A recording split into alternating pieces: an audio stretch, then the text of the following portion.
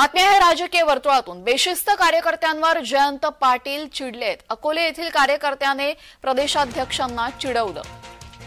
बेशिस्त कार्यकर्त्यावर जयंत पाटील चिडले।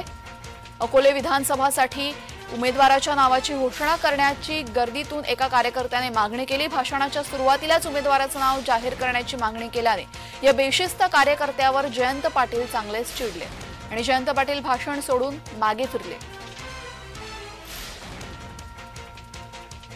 शिवनेरीच्या किल्ल्याच्या पायथ्यापासून आम्ही ही सुरुवात केली आणि महाराष्ट्रामध्ये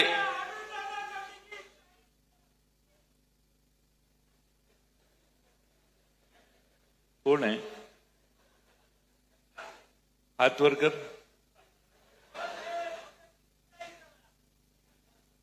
मी भाषण संपवतो, चर्चा करा।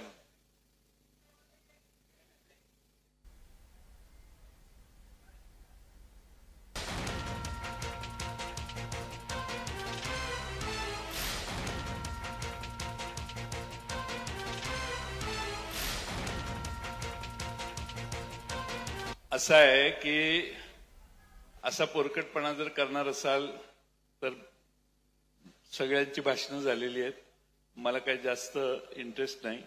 मी पुढची सभा आहे, वेळ वाचवायला मी लगेच जातो।